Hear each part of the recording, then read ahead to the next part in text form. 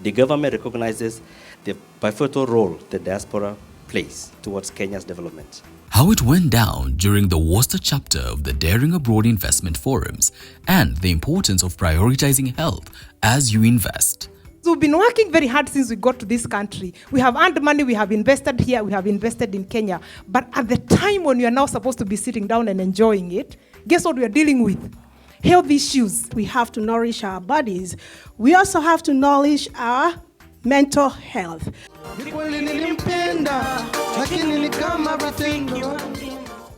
Plus, insights on investment opportunities from industry heavyweights. Housing can be an enabler for your future investment. Housing facilitates you to then own many other businesses down the line.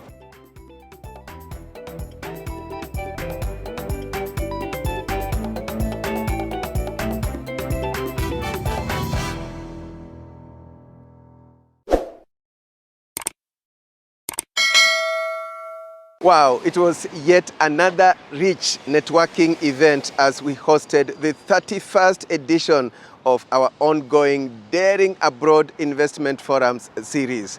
Our chief guest was Kenya's ambassador to the US, David Kerich. It was a forum full of hope, full of aspirations as participants compared notes on their successes and challenges abroad, as well as how to deal with those challenges. Among our high-profile presenters was Kenyan attorney in Massachusetts, Jeffney Orina, who presented on legal aspects of business.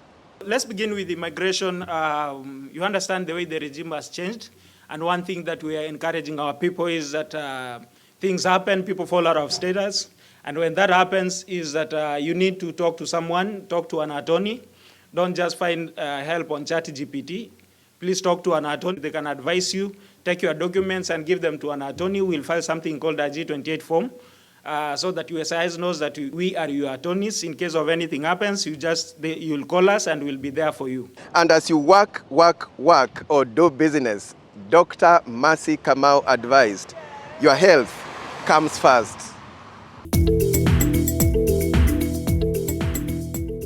We need to have a paradigm shift because where we come from, healthcare and doctors and hospitals are meant for the sick. Try to not use healthcare system for when you are sick. Start to take care of your health even when you're whole. So I am a founder of a clinic called Mercy Care. Mercy Care Health and Wellness Clinic. So in this clinic, I have interacted with so many people, most of us who are Kenyans, are waiting to engage our healthcare when we are sick. Most of our Americans have been engaging their healthcare throughout. Let me check you before you're sick. Let me be able to check you on a yearly basis or 6 months or however often we need to meet so that I can tell you, these are the areas you need to work on, these are the areas we need to fix, this is what I need you to change. Let's take care of those things before things get out of control. Some of us, even with all these investments we've made in Kenya, we are not enjoying them because we've been working very hard since we got to this country. We have earned money, we have invested here, we have invested in Kenya. But at the time when we are now supposed to be sitting down and enjoying it, guess what we are dealing with? Health issues. So if I can get you to do one thing today, is to please prioritize on your health.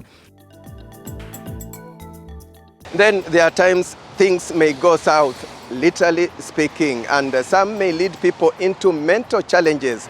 Just what can cause this, and how does one deal with this? One of the biggest challenges that we face here, one, cultural shock. What culture shock do we experience when we come here? A Kenyan man, when we come here, we come as people who cannot do some things, right? You cannot cook. You can do other things. When you come here, you start from zero. There are all those challenges, and many of you know them. There's a number here, which is a very popular number. 911. 911 here can be used to save your life, and it can be used to destroy your life forever. Just one call, 911. Hi, what's your emergency? He is beating me. He is holding a knife. When they come in, the first thing is you are told, get out. Before they listen to you, they will listen to her. Those are some of the challenges that men face, right? And some of the ladies might take advantage of that, not all of them.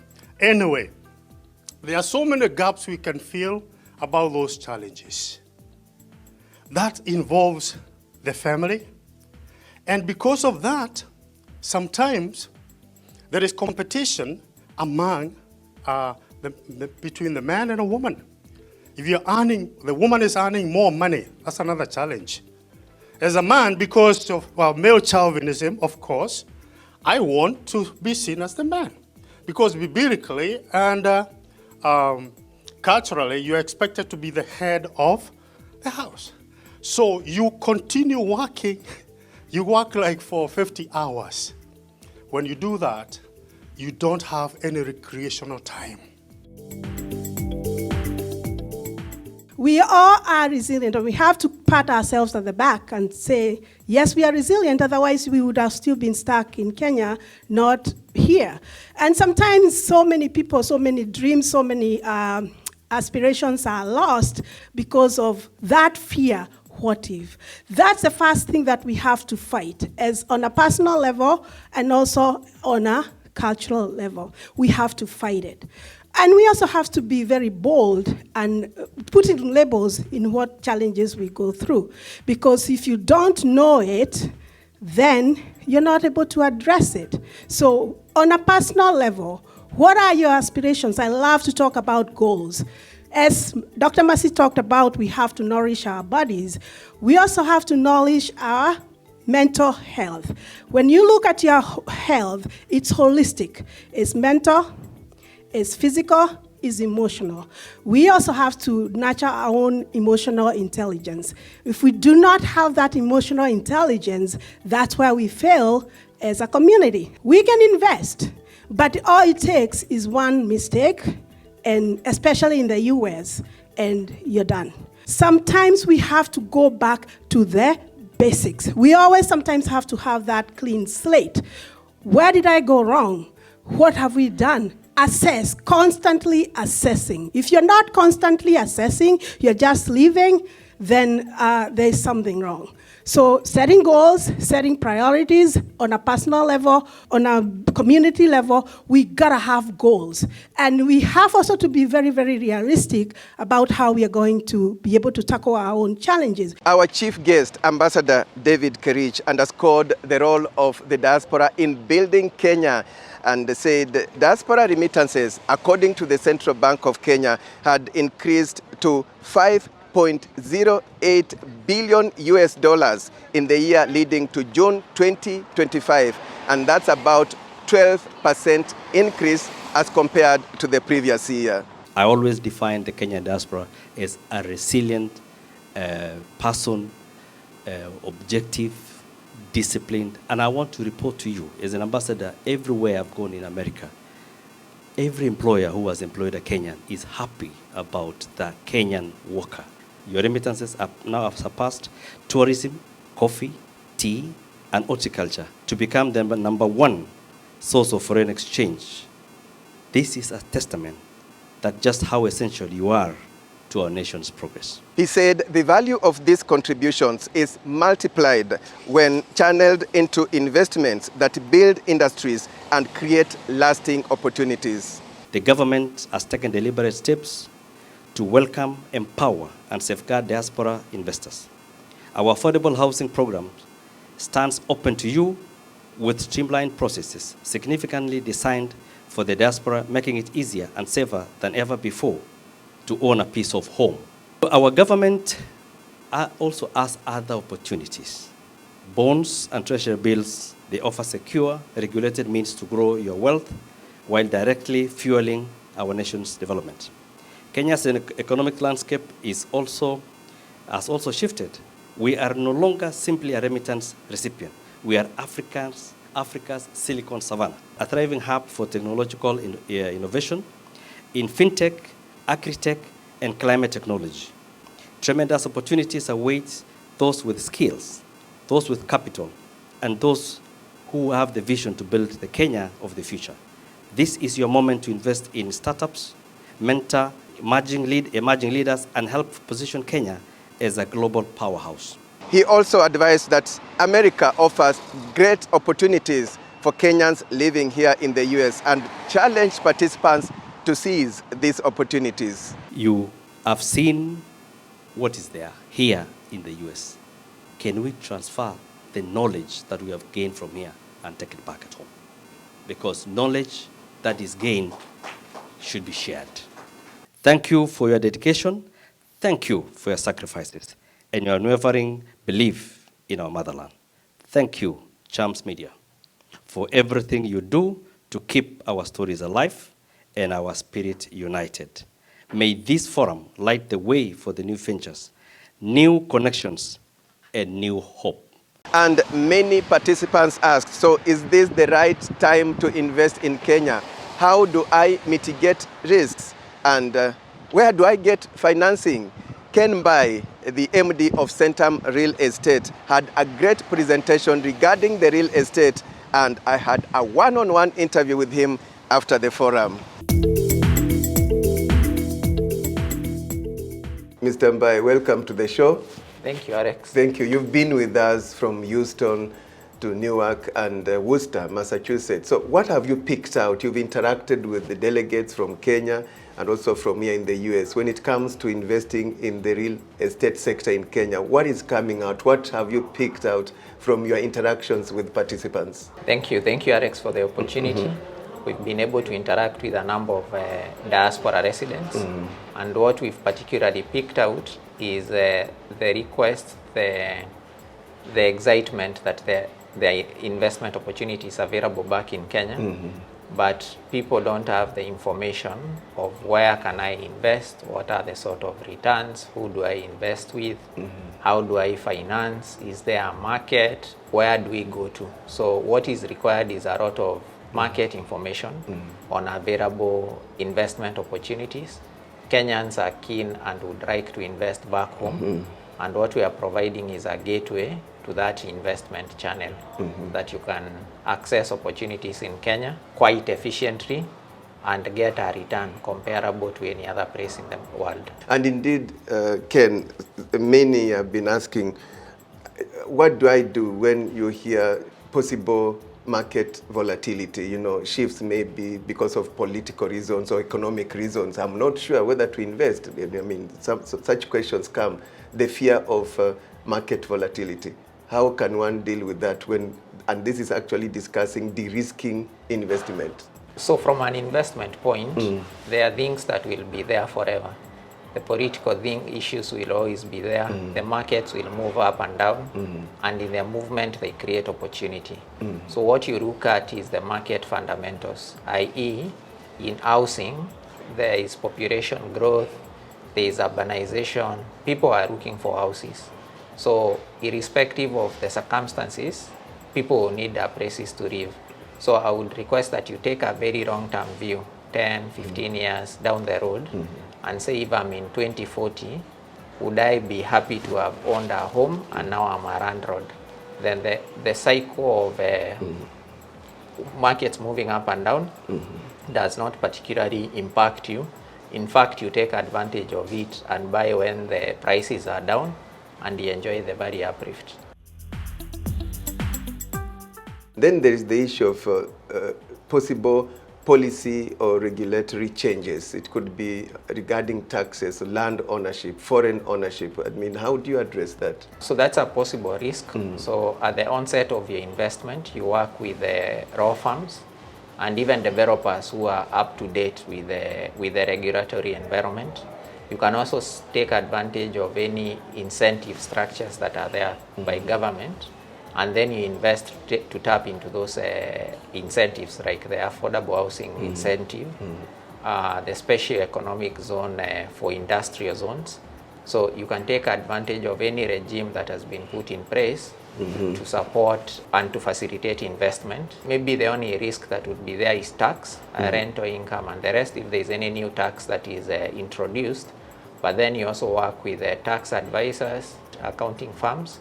They help you structure your investment in the most efficient way. And Ken, then there is the issue of the construction risk. So there are certain weak developers and people pay maybe off plan, and then there is delay in completing the houses, which is costly to the buyer, or maybe the houses may not be completed. How do you deal with that? The construction risk is a risk that is there, and one that we've experienced.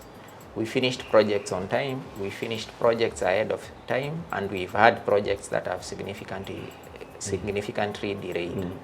So when you're buying, first you need to ask the developer, how are you financing your construction? If they answer that question, then who is building? Does your contractor have the technical and financial ability to finish the project? Then 3, what are the construction milestones? What should I expect by what date? Then that way, you can commit your money upfront and you track your payments vis-a-vis the construction so that you mitigate the risk of having paid and the project is not complete. But I would also want to ask a further question. Should things go wrong for you, Mr. Developer? Should you run into problems, how will you resolve these problems? The one thing that is known, you run into problems. So you'd also want to probe the developer further. Should you run into financing issues? Should you run into delays? How will you resolve them? And give us examples of when you are able to resolve, because this is your money you're committing. The beauty of buying off-plan, you buy cheaply and the unit accelerates in value.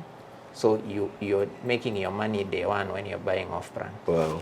There is also the interest rate risk. Sometimes the interest rates fluctuate. You can take advantage of KMLC. There's a facility that almost all major banks are advancing, which is a mortgage facility by Kenya Mortgage Refinance Company. The interest rate is known, it's fixed, 9.5% for 25 years. The maximum amount is 10.5 million.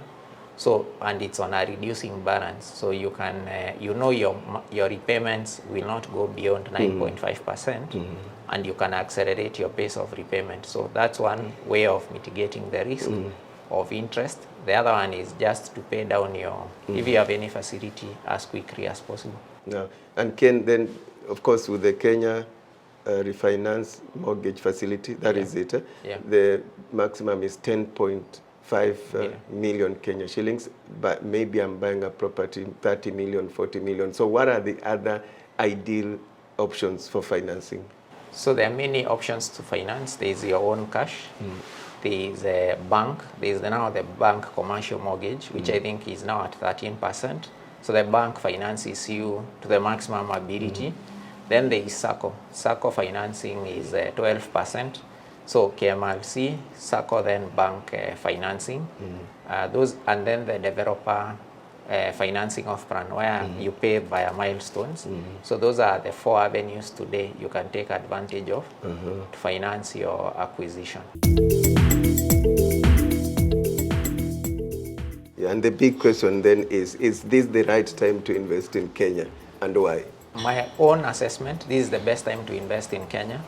From the detailed market studies we've done, demand for housing exceeds supply in prime locations. Nairobi is primarily a tenant market, so if you have a unit in a prime location, you'll get a tenant. Financing is in place, so you can finance through many avenues.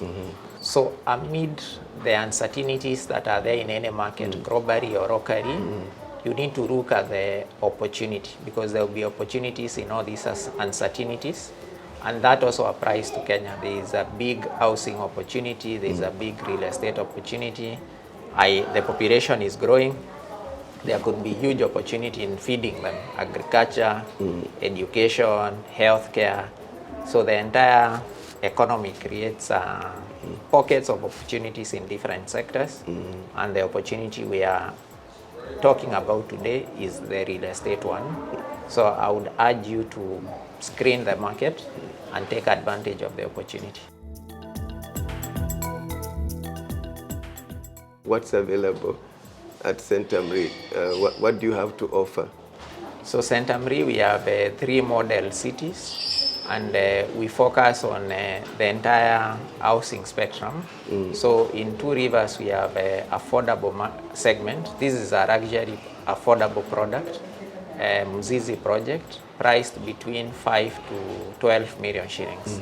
We also have Cascadia, which is priced between 12 to 24 million shillings, and Riverbank, which is priced above 24 million shillings.